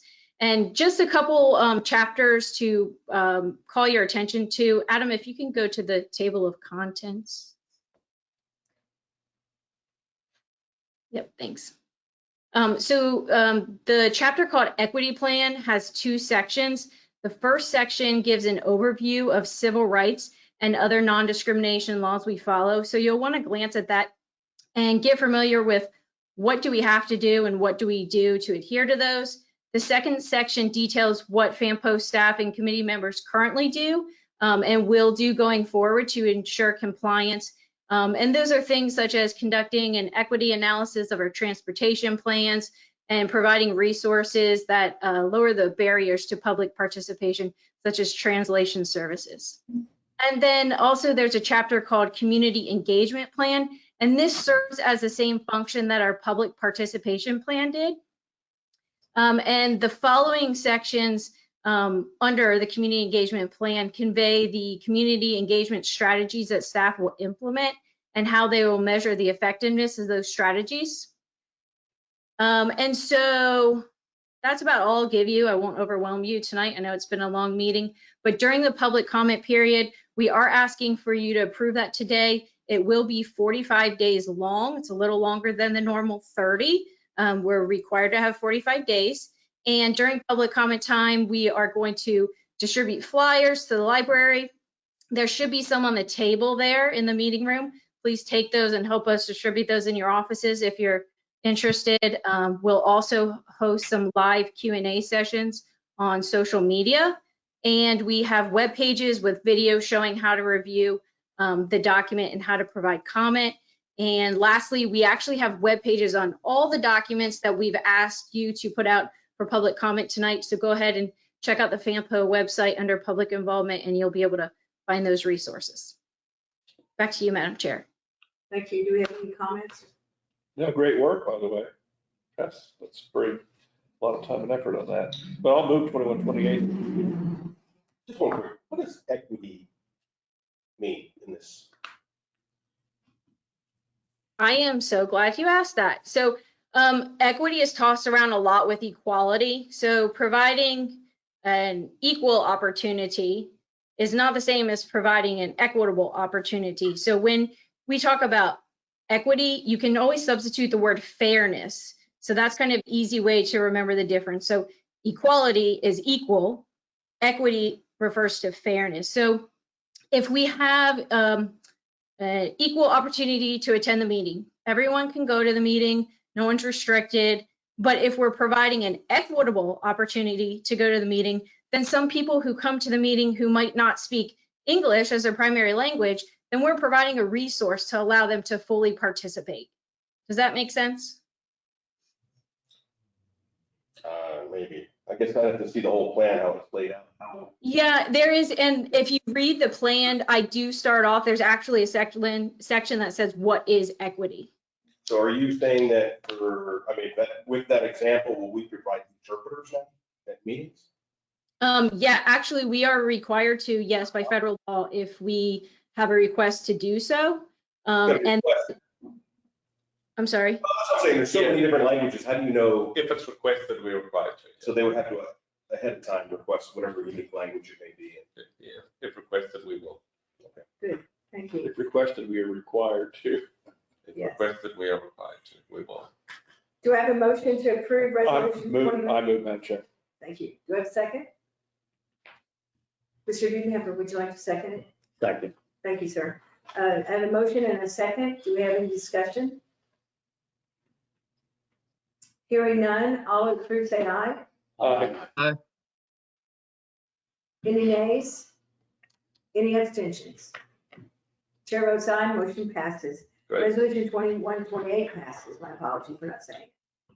All right, thank you, sir. Next item is correspondence. We didn't have any correspondence, so we can get rid of that. And next item 9 is staff and agency reports. My apologies, stop. Correspondence, we had the letter from Psop. Yeah, the letter. Yes. That's correct. Item J So if I could, was the federal transportation. This letter from. so the letter, if I could just give a little context, I'll make it very brief. We had a contact last week, in fact, which is why this is a late item, from Congresswoman Spanberger, is that right? Congresswoman Spanberger's office to say that the new transportation bill is coming up and they're wanting to know if we want to highlight any projects in our region that we think should be, put forward for funding. So I understand that it's got to be set aside in the new transportation bill. I believe they also reached out to Spotsylvania, which is in their jurisdiction, in her congressional jurisdiction of, I think it's VA7, is it? Yes. Correct. We don't have any objection to helping any of our jurisdictions get more funding. So, we suggested that Paul give us a letter for yourselves to consider.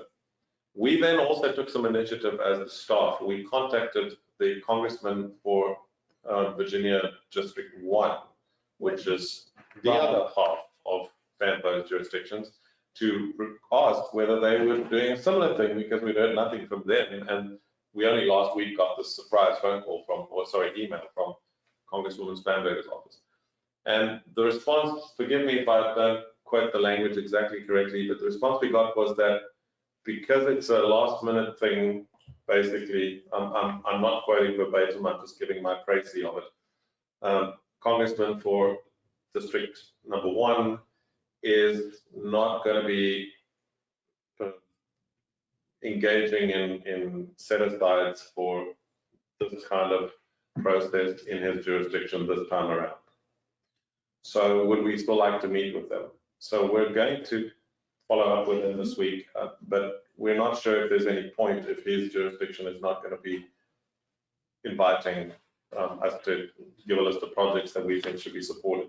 So that is the state of play right now. We as FAMPO, of course, support all of our jurisdictions, and wherever opportunities exist, we would, as a staff, support. But that is the state of play right now. The one congresswoman reached out to us, the congressman on the other side didn't, and we followed up with his office to see whether we could do something, and they're prepared to meet with us, but on the understanding that he's not going to be engaging this sort of process this year. So that's where we are. The letter is, I specifically asked if Paul Vanilla from Spotsylvania would send us this letter, because we're being asked to give a letter of support. That's all it is from our side, is to say, yes, we support our colleagues in their list that they've submitted to the Congresswoman. I can't comment, however, on the political environment. That is for yourselves to deal with. I can't. I have some political experience, but I realize here that there are obviously political nuances, and I can't suggest to you how to deal with political nuances. We as a staff are happy to support Spotsylvania's request for a letter. We don't see any problem with that. However, bearing in mind that we're not sure we're going to be able to get any projects in the congressman for Virginia District 1 into the system in a similar fashion. And, that is a little concerning for us. But that's a political question, right? And I'm here not as a politician, I'm here as a staff member to just assist our jurisdictions wherever I can. So that's the background to this. And the letter is there for you, and I've asked if Adam would put it up on the I have about a dozen questions. Matt had his hand up first. This is extremely out of the ordinary. I've never heard of anything like this. It sounds to me, from a political standpoint, that Congresswoman Spanberger is going to try and take credit for, we already know we're going to get a check for $28 million. Is this above and beyond the money we're supposed to get? I think this is from the new transportation infrastructure plan. So they're looking for a list of projects in each person's districts to go ahead and push forward. So this isn't part of the COVID relief funds. No. This is part of the infrastructure. This is the infrastructure bill. This is that hasn't gone forward yet. There's no transportation in it, but that's all. There's very little transportation. In it. So this was very little infrastructure. Well, that's right. So we look for projects real quickly that supports, I mean, these are all within the 7 districts. So that was, And let's just point out that this didn't come from Spotsylvania. This came from the Congresswoman's office. No, and So we're just responding to this request. That's. yeah, so we're putting the letter, we're sending it back to Congressman Vanberger, and then we're just looking for the FAMPO's motion. Go ahead, Mr. Kelly. Let me ask a question. See if we can get this to where everybody has some level of comfort in moving this forward. Because again, we want to be good regional partners. Do we have, or would we have a series of projects that we could put forward to Mr. Whitman, whether he likes it or not? So I mean, we serve the jurisdiction, right, as FAMPO. So I would be asking the city and their staff, and I would be asking Stafford and their staff to give us their list. We're not going to sit here as staff at FAMPO, so we would ask you, and I'm sure that if there was potential money on the table, it wouldn't take me very long to get. And it wouldn't be a bad idea to let Rob know exactly whether he's not going to do it or not. This is a fallback to writing it pork. This is a pork project that they're writing into this. So as much as I want the money, I'm not sure I want to participate in her efforts to go back to when we did nothing but throw pork at transportation completely, and we got away from it. And Rob, that's what I'm sure Rob will say, is I'm not going to play in this. He said that all along. Right.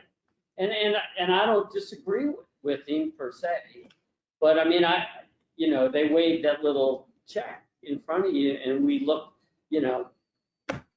but I personally, I'm not sure. I'm going to call Rob. I would say Chris Hall in the morning and chat with me personally, but this to me is highly irregular. Where are our senators? Are they putting any bills? Or are there any other congressmen from the area, or does Spanberg think she's got an in to get pork put into the project for her? You can understand why we immediately called Whitman's office, right? Because we felt like. No, that's fine. I'm not. No, I'm not. I agree with you 100%. This is a political question. It's not a regional issue or whatever.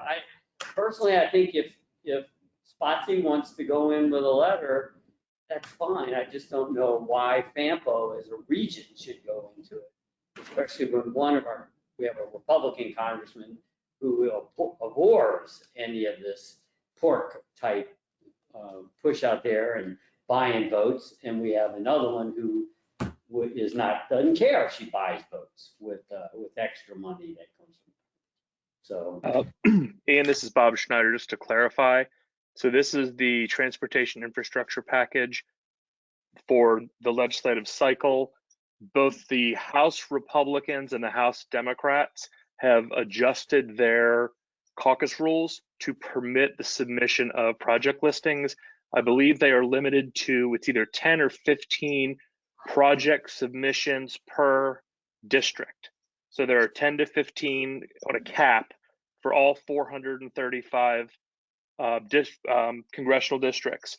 The Senate GOP has not yet met in caucus to suspend their participation in earmarks, and the Democrats have not either. So that is why we have not heard from the Senate request, but there will likely be a similar process, and all of these will then be gathered and put through the T&I on the House side to the T&I committee, and then if it is on the Senate side, it will go through Senate Banking Committee. So that's just a procedural update that clarifies where this is coming from, and this is independent from the presidential infrastructure bill. These are simultaneous processes that may just end up in the middle somewhere, but they're just different initiatives established by the different branches of governance. Again, no politics, no policy. This is just explaining procedure and where it's at. We also did receive requests, for example, in our area from Congressman Wexton's office as well as Congressman Connolly. So this is occurring across the United States. The Democratic spectrum of congressmen who want to take steps back 10 years and put us into pork barrel politics. So to say it's nothing, I think is the grossest understatement of this that we could ever have. So What's the I personally don't support it. Okay, thank you, Mr. Kelly. Next, just wondering what the timeline is on what this is supposed to be. They want to respond very quickly. We are having, I believe tomorrow, we have a call as Fanbo staff with the staff of Spanberger's office, and we going to get information in the call. That's what we're doing, because they reached out to us and asked us to meet with them. So you know me, I'll meet with anybody, but I take guidance from you all as to what we should do practically in the situation. I can't wait till the letter to the editor I'm going to write on this one. But I would appreciate you reaching out to the other side, because we as staff are in a difficult position because there is some politics involved, and as you know, we try to stay out of politics, and we also try to play fair with everybody. But this is a federal thing here, which is a little. What is it, like 9% actual infrastructure in the bill? So the odds of Well, getting he money. said this isn't from the infrastructure bill. Yeah. They said it was for some other highfalutin, they're going to take credit for. Where are they going to get the money? Well, they don't need, they print it. They print money. Yeah. So actually, I've got a question, and this is, I think, for Dr. Schneider on the process side of this, because Ian, you mentioned that that Congresswoman Spanberger's office was looking for a response fairly quickly, but do we know about when this would be due? For example, if we wanted to submit a list of projects to Congressman Whitman's office. So for us, we were informed. Let me back this up a little bit. We did not submit a specific project list. We partnered with Prince William County to identify projects to have that included in their proposed list. So we did not independently act. Again, we approach this as we're a transit provider. We just need to get stuff done. We're looking at any R&D type thing. I believe the project submission deadline was actually last week for some. Now, again, that may be simply because that member's calendar dictates that, right? Again, that might be for that member of Congress. There's not a formal deadline that I'm aware of specific. I don't know the specific deadline for Congress, but for some members, they had different dates because they have different committee assignments, schedules, etc. So that's just from a process standpoint. So I'm just reading an email I got about the project. I mean, this says it is for the Transportation Infrastructure Funding Bill in Congress, and ours is due tomorrow, our response to the Congresswoman. So that's the situation. It's unfortunate, but I mean, we have to look to you all to give us just guidance on what you want, if anything, has to. I don't disagree with you. I want to support you, Tim, but this is the one that we can do this all day. I have the deadline for our board, so I just motion to approve. Somebody wants to second it or not. This is just an endorsement letter on the county's request.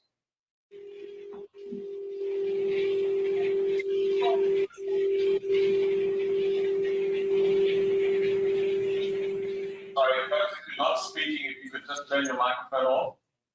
Thanks. Madam Chairman, if I could, just to be clear, this is an endorsement project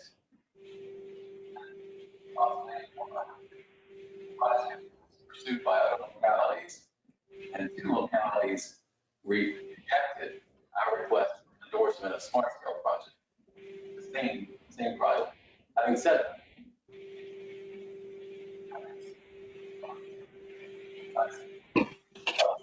all of this money, again, all of this money, if we do get funded, frees up other funds to go to other projects. this student here for our project was regional as well. This, obviously, this is not regional. I mean, it's. I just want to recognize you individually, so we're not talking over each other. I'm So, sorry. Mr. Dudenhofer, please go ahead. I can't support it. Madam Chair, there's been no second. Exactly. There's no I have second. that. Thank you. Okay. I have a motion on the floor. Do I have a second?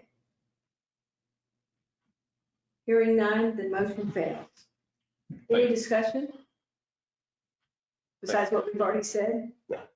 Okay. I too want to support you, but not on this one. I'm sorry. Thank you, Madam Chair. Thank you.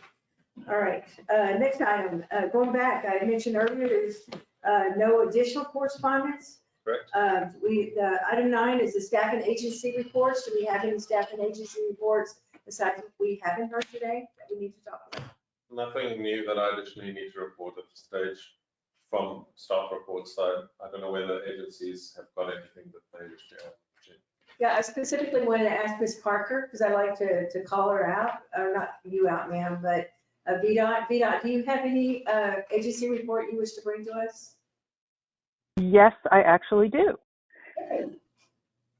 So I wanted to remind everybody that next Tuesday night on April the 27th is the Fredericksburg District's 6-year improvement plan public hearing.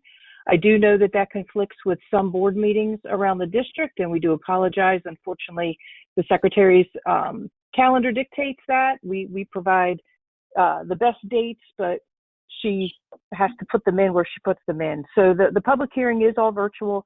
It is at 6 p.m. Each elected official there should have gotten a letter from me that tells you how to join. If you have any questions, do let me know. One thing we do want to remind you is that what will be presented at the public hearing is the Llcp staff recommendation that was presented to the CTB in February. So the projects that were on that list in February are the projects that will be in the draft 6-year improvement plan. And it is after the public hearings that Mr. Rucker can make his decisions on adding or removing any of those projects, and then that goes in for the final draft that they will approve in June. I also wanted to remind you that the portal opens for the TAP and the revenue sharing projects on May the 17th. So if you have either one of those, please remember to get those in, and it does open. Again, it just opens on May the 17th. I think you have until July 1st to get those applications in. And the final thing I wanted to update you on is tomorrow is the Commonwealth Transportation Board meeting. The very first thing on the workshop agenda tomorrow morning at 9 o'clock will be a presentation on variable speed limits in the Fredericksburg area. So they, as you know, the area between milepost 115 and 130 northbound, that's between Thornburg and Route 3. We have a lot of backups every single solitary weekend and a lot of days during the week due to accidents as well as just congestion. In that area, we do have 55% of the accidents are rear-end collisions. That is a very high percentage. So VDOT has done a study. This came out of the I-95 corridor study that was completed, I think, the beginning of last year. If you remember, the operational projects were approved by the Commonwealth Transportation Board either in January or February of 2020, and the capital projects were on hold until the I-64 study was completed. So the capital projects should be coming up relatively soon, but this was one of the operational projects. And we will be installing these variable speed limits. So you'll see out there a combination of variable speed limit signs, additional cameras, and then additional poles that have radar detectors on them. And it's a complicated algorithm that it detects when the traffic starts slowing down. It goes through this algorithm, and then it changes the speed limit on these variable speed limit signs. We have been coordinating with state police on this endeavor, and this project is well along in its development, and it will actually be up and operational this fall, probably in October or November. And we have a very robust communications campaign that does start tomorrow as soon as the CTB presentation is finalized. They'll send out probably a news release after the CTB meeting. Our website, which is on the VDOT website, there is a site for variable speed limits will go live. There is also be a nice video. It's actually up on YouTube now if you know where to look, but it will be in the presentation tomorrow that kind of explains this. So I do encourage you, if anybody has the time tomorrow around 9 o'clock, it will be live online watching the CTB meeting. They, of course, do record these meetings, so you can go back at another time and watch it if you don't have time tomorrow. I was unable, unfortunately, to do a presentation for you tonight because I can't get in front of the CTV's presentation. But if you look at it and you want more detail, we can always have one of our traffic engineers come to one of the future FAMFO meetings and explain it in more depth if you like. And that's all I have to report. Thank you, Ms. Parker. Any questions for Ms. Parker? Okay, hearing none. Do we have any additional agency reports? Awesome. Great. The next to the last item is, would any board member like to speak? Chair will recognize them. Any comments? Perfect. We're now down to the best one. We'd like to adjourn this meeting. Our next policy committee meeting will be May 20th, 2021. Do I have a motion to adjourn? Chair, before you do that, just to point out that this is an altered date.